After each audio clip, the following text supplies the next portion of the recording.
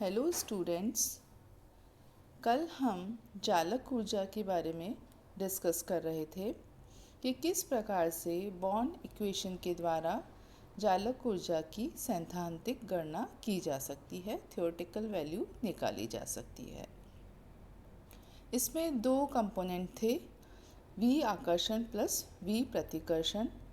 मतलब कि जो चालक ऊर्जा का जब हम निर्धारण करेंगे तो हमें कुल विपरीत आवेशित आयनों के बीच में आकर्षण और समान आवेशित आयनों के बीच में प्रतिकर्षण दोनों की हमें पृथक पृथक गणना करनी पड़ेगी और उसका जो कुल योग होगा वो चालक ऊर्जा के बराबर होगा और इस समीकरण को बॉर्न समीकरण कहा जाता है। इसी में मैं आपको एक बात और ये बताना चाहती हूँ कि जो विपरीत आवेशित आयनों के बीच में आकर्षण होता है और तो उस दौरान ऊष्मा का उत्सर्जन होता है या प्रतिकर्षण होता है। मतलब कि दोनों ही प्रोसेस में यदि ऊष्मा का उत्सर्जन होता है तो वह अभिक्रिया ऊष्माक्षेपी होती है और यदि ऊष्मा का अवशोषण होता है तो वह अभिक्रिया एंडोथर्मिक होती है। और जब हम इसके आगे साइन की बात करेंगे कि कौन सा चिन्ह लगाया जाए तो ऊष्माक्षेपी अभिक्रिया के लिए माइनस साइन लगाया जाता है और ऊष्मा शोषी जहाँ ऊष्मा का अवशोषण हो रहा है वहाँ धनात्मक साइन लगाया जाता है। अब नेक्स्ट स्टेप पर आते हैं हम। स्थितिज ऊर्जा की गणना का कुछ पोर्शन हमने कल किया था जिसमें कि हमने NaCl को क्रिस्टल को रखते हुए कि each sodium ion is surrounded by chloride ion जिसमें कि दोनों की समनव्य संख्या 6 है। मतलब कि हर क्लोराइड आयन 6 क्लोराइड आयन से घिरा हुआ है सोडियम आयन और सोडियम आयन क्लोराइड आयन भी 6 सोडियम आयन से घिरा हुआ है। इन सब चीज़ों का गणना करी थी कि कितने दूरी के ऊपर, जैसे कि r दूरी के ऊपर स्थितिज ऊर्जा का मान क्या होता है। एक बार आप अपने पूर्व में जो हमने कल नोट्स दिए थे उसको अवश्य देख लें कि हमने r दूरी पर जो स्थितिज ऊर्जा थी उसका मान निकाला था। इसी तरह से √2r दूरी पर डायगनली जो 12 धनायन थे उनमें जो प्रतिकर्षण उत्पन्न होता है उससे स्थितिज ऊर्जा का निर्धारण किया था। फिर √3r दूरी के ऊपर, √4r दूरी पर। तो इस प्रकार से जो विभिन्न प्रकार की स्थितिज ऊर्जा जो हैं उनकी अलग अलग गणना की जाती है और उनको सबको ऐड किया जाता है क्योंकि सारों के उनके साथ में पारस्परिक क्रिया हो रही है।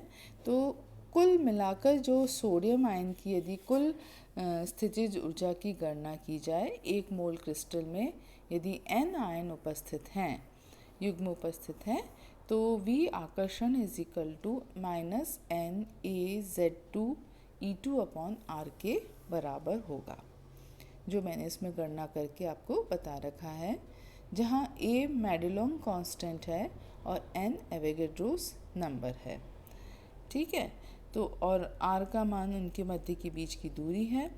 तो ये चीज़ हमें क्लियर हो गई कि जो मैडेलिन कांस्टेंट के प्रोपोर्शनल है V attraction, although it is constant, इसका मान निश्चित है, परंतु ये देखा गया है कि ये क्रिस्टल संरचना से प्रभावित होता है।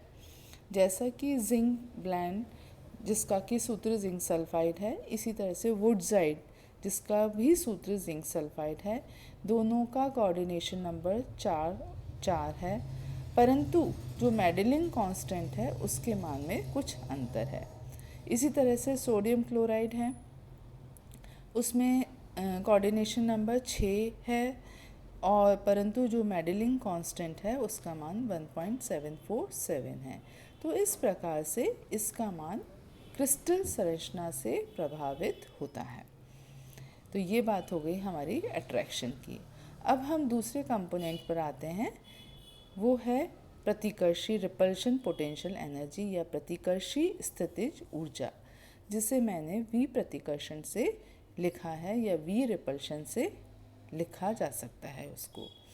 तो इसमें क्या चीज़ है ये, हमें पता है कि जो आयन है उसके जो आउटर शेल होता है उसमें इलेक्ट्रॉन अब्र में इलेक्ट्रॉन्स उपस्थित होते हैं, और जब समान आवेशित आयन हो चाहे विपरीत आवेशित आयन हो, जैसे जैसे उनके मध्य की दूरी कम होती है इलेक्ट्रॉन इलेक्ट्रॉन के बीच में जो रिपल्शन है वो बढ़ता चला जाता है।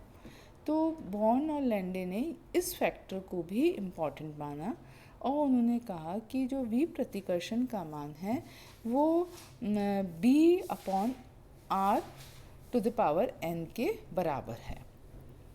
ठीक है, तो जैसे यद्यपि इस पर मैं बाद में जाऊंगी डिटेल में कि n जो है वो बॉन्ड एक्सपोनेंट है और इसका मान इलेक्ट्रॉनिक कॉन्फ़िगरेशन पर निर्भर करता है कि इलेक्ट्रॉनिक विन्यास किस प्रकार का है।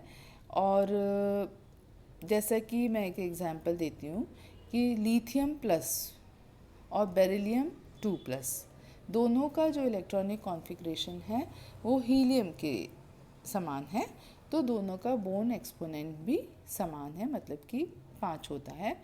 इसी प्रकार से यदि हम बात करें सीजियम +1, आयोडाइड -1 और ऑरस या Au+1 की, तो इसका जो इसका जो बोर्न एक्सपोनेंट है इसका मान n के बराबर है, 12 के बराबर है। तो ये देखा गया है कि यदि इलेक्ट्रॉनिक कॉन्फ़िगरेशन समान है तो ऐसी स्थिति में n का मान भी समान होता है, क्योंकि इसका उपयोग जो है वो क्रिस्टल की कंप्रेसिबिलिटी के अध्ययन में भी किया जाता है। तो ये bond exponent is also very important. अब हम आते हैं नेक्स्ट, जो है हमने निकाल लिया कि वी अट्रैक्शन निकाल लिया था, अब हम वी रिपल्शन किस प्रकार से निकाल सकते हैं।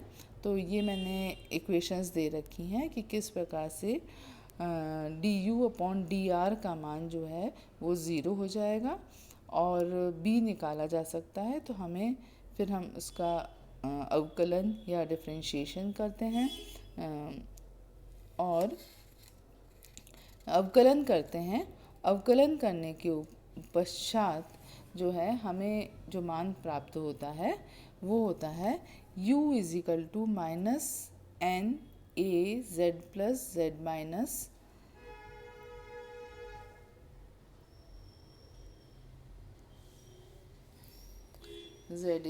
minus और e2 k upon r 1 minus 1 upon n।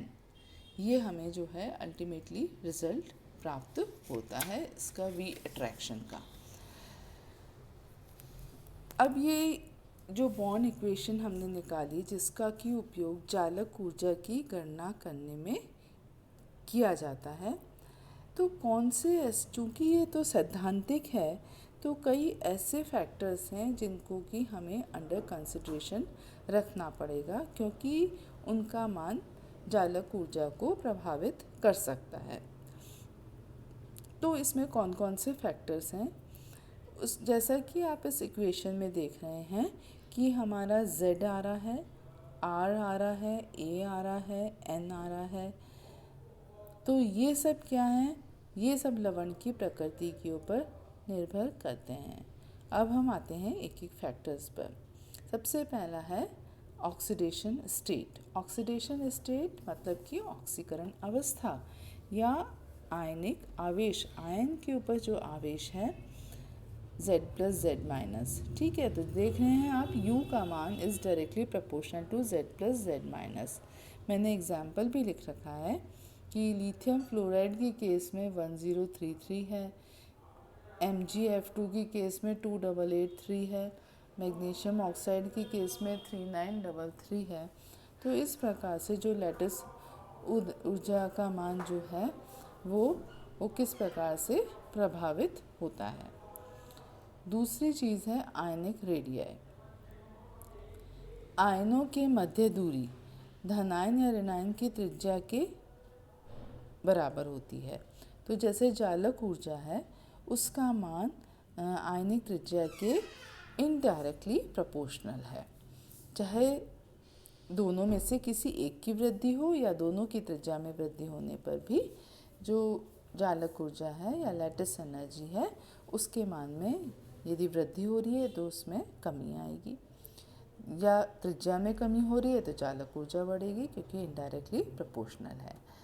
तो इस पर भी थोड़ा सा हम ध्यान दें कि यदि हम किसी वर्ग में आयन के लवण की यदि चालक ऊर्जा देखें तो आयनिक त्रिज्या बढ़ने पर वह कम होती चली जाती है। उदाहरण के लिए यदि हम बेसिक रेडिकल या ये क्षारीय मृदा धातुओं के फ्लोराइड ऑक्साइड की चालक ऊर्जाएं देखें तो ये ऊपर से नीचे जाने पर घटती चली जाती हैं, और उसमें भी चालक ऊर्जा का मान फ्लोराइड के लिए सबसे अधिक और आयोडाइड के लिए सबसे कम होता है। तो ये बात हो गई हमारी आयनिक रेडियाई की। अब नेक्स्ट है वो है क्रिस्टल संरचना। क्रिस्टल संरचना से क्या आप समझते हैं?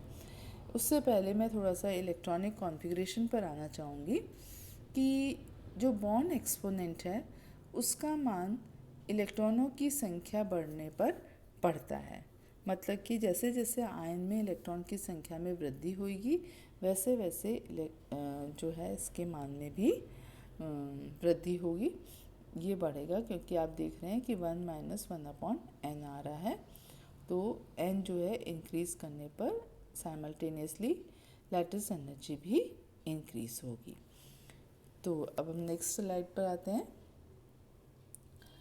वो है आपकी इलेक्ट्रॉनिक नेक्स्ट जो है वो है आपका क्रिस्टल स्ट्रक्चर। क्रिस्टल संरचना किस प्रकार से कोऑर्डिनेशन नंबर को प्रभावित करती है? तो इसमें आप देख रहे हैं कि जो कोऑर्डिनेशन नंबर है जैसे जैसे इंक्रीज़ करता है या मेडलिंग कांस्टेंट इंक्रीज़ करता है या लैटिस एनर्जी इंक्रीज़ करती है तो वैसे वैसे इनके मान में भी अंतर आता है। किस प्रकार से? जैसे कि NaCl के केस में देख रहे हैं आप 1.747 होता है, वहीं सीजियम क्लोराइड में 1.763 होता है। तो जो क्रिस्टल संरचना है वो मेडलिंग कांस्टेंट को प्रभावित करती है। जैसे आकार का प्रभाव जो है पड़ेगा, तो अब इसमें भी दो केस हैं कि यद्यपि जैसे कि NaCl और सीजियम क्लोराइड दोनों का जो मेडलिंग कांस्टेंट है उसका मान किस प्रकार से प्रभावित हो रहा है? आकार के कारण। तो आकार भी उसको प्रभावित करेगा। तो इस प्रकार से जो है अभी हमने सारे जो फैक्टर्स हैं उसके बारे में जानकारी दी कि किस प्रकार से जो है आवेश, उसकी संरचना, उसमें किस प्रकार का वो पाया जाता है, संरचना अष्टफल की है कि घनीय है, किस प्रकार से प्रभावित करती है। इसी में ही एक और चीज़ हम और इंक्लूड कर सकते हैं कि यदि क्रिस्टल में कोवलेंट करैक्टर है तो कोवलेंट करैक्टर जैसे बढ़ेगा क्रिस्टल में चालक ऊर्जा में भी कमी आ जाएगी। तो यदि पूर्ण रूप से आयनिक है तो चालक ऊर्जा का मान अधिक होगा, और यदि उसमें कोवलेंट करैक्टर है तो उसमें कमी आ जाएगी। तो इस प्रकार से जो है चालक ऊर्जा के में का हम निर्धारण कर सकते हैं। अब नेक्स्ट पर मैं जब आऊँगी कि किस प्रकार से जो दूसरे फोर्सेस होते हैं वो भी उसको प्रभावित करते हैं, क्योंकि जब हम आयनिक यौगिक की बात करते हैं, आयनिक पदार्थ की बात करते हैं, तो केवल आयनिक अट्रैक्शन ही या रिपल्शन ही नहीं होता है, और भी कई फैक्टर्स होते हैं जिनको कि हमें समाहित करना पड़ता है, तभी हम अपने रिजल्ट्स पर अच्छी तरह से पहुंच पाएंगे। तो उसमें एक है वॉन डेर वाल्स फोर्सेस, कि जो वॉन डेर वाल्स फोर्सेस है यद्यपि इसका मान बहुत कम होता है, वीक होते हैं, परंतु ये सभी अणुओं के बीच में लगते हैं, चाहे अणु हो, चाहे आयन हो, चाहे मॉलिक्यूल हो। तो इसको भी हमें अंडर कंसिडरेशन रखना पड़ेगा। इसी प्रकार से 0 पॉइंट एनर्जी है, मतलब कि शून्य बिंदु ऊष्मा है या ऊर्जा है, क्योंकि ये माना गया था शुरू में कि जो आयन है वो अपने स्थान पर निश्चित रहते हैं, मतलब किसी प्रकार का कंपन नहीं होता है, परंतु वास्तव में 0 डिग्री पर भी उनमें कंपन पाया जाता है। तो ये कंपन ऊर्जा को भी हम नेग्लेक्ट नहीं कर सकते हैं, जो कि परम ताप पर पाई जाती है। तो यदि कुल मिलाकर जब प्रभाव की गणना की जाएगी तो उसको भी ध्यान में रखना पड़ेगा, और इन कंपनों का प्रभाव वॉन डेर वाल्स इफेक्ट से जो प्रभाव पड़ रहा है उसके विपरीत होता है।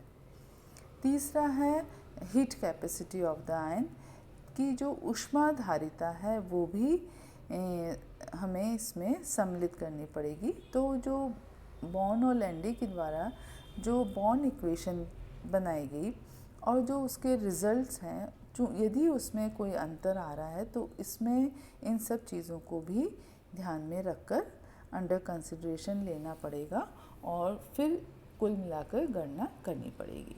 तो इस प्रकार से आज हमने लैटिस एनर्जी के निर्धारण में कौन कौन से फैक्टर्स महत्वपूर्ण हैं और किस प्रकार से बॉर्न इक्वेशन तैयार हुई है, उन सब के बारे में हमने जानकारी प्राप्त करी। इससे नेक्स्ट वीडियो में मैं जो गणना की जाती है बॉर्न-हैबर साइकिल के द्वारा, उसका विस्तृत रूप से मैं आप बताऊंगी और डिस्कस करेंगे उस पर। तो आज का वीडियो हम यहीं समाप्त करते हैं।